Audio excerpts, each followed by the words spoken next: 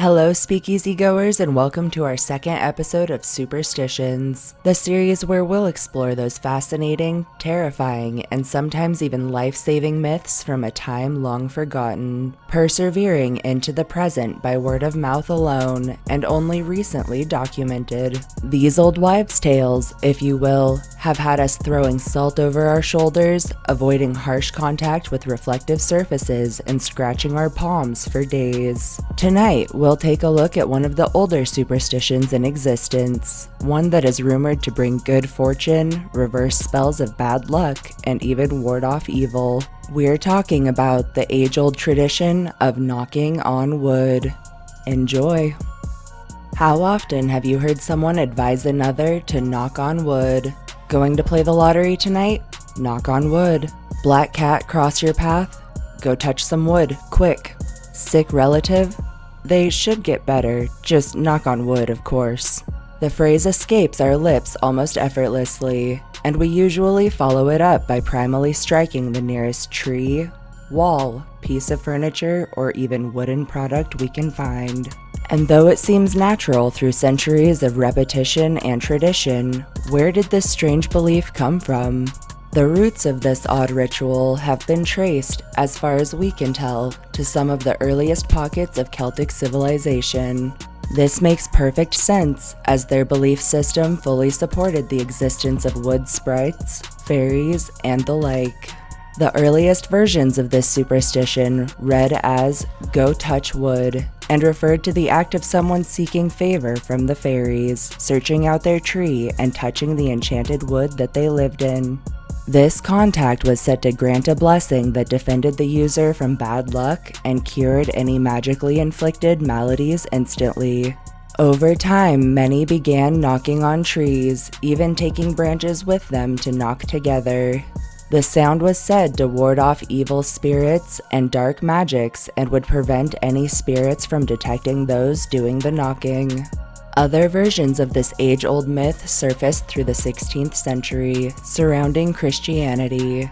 In these renditions, one seeking good favor would touch a wooden cross, preferably in a church, with the purpose of asking heaven's blessing to prevent any ill fate. Around the same time, John Haywood wrote similar beliefs and opinions into his Proverbs, which serve today as some of the earliest records of this odd supernatural law, including the Latin saying absit omen, or directly translated far omen, which was meant to keep bad luck afar.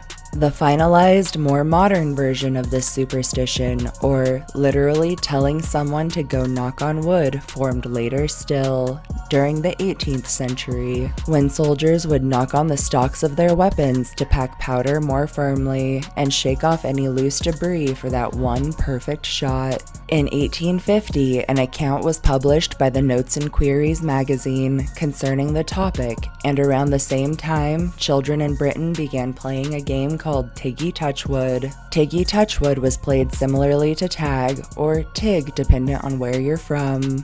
The one key difference, however, that any child touching a tree or anything made of wood was safe from being tagged, or tigged. The first official publication, including the belief of knocking on wood, was released by the Syracuse Herald in 1905, who actually stated that the unsightly weather that day may have been caused by someone not knocking on wood. Surprisingly, the superstitious madness doesn't even stop or begin with these examples. Though knock on wood is the most commonly applied superstition in Western society, many other countries and cultures practice similar day-to-day rituals. In traditional Italian lore, the phrase for keeping away any negativity, either natural or unnatural, is toccare ferro, or touch iron. This version of this superstition is almost exactly the same as knock on wood, but using iron instead for its supernatural properties. In some parts of Turkey, when something negative is said or something foreboding happens, it's common for any present to tug on their earlobe and knock on wood twice. In Turkey's neighboring country of Georgia, spitting, or at least pretending to spit 3 times while knocking simultaneously, is said to keep evil spirits or omens away.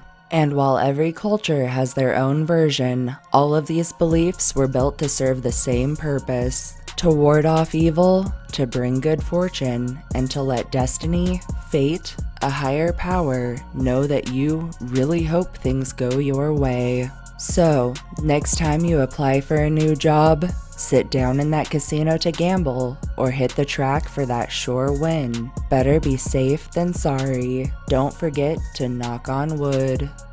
There you have it. We hope you enjoyed delving into the superstition of knocking on wood with us. If you did, don't forget to click that like button down below, subscribe to our channel, and turn notifications on for more. And most importantly, share this video and our channel with anyone you think could use a little more fear in their life. Stay spooky.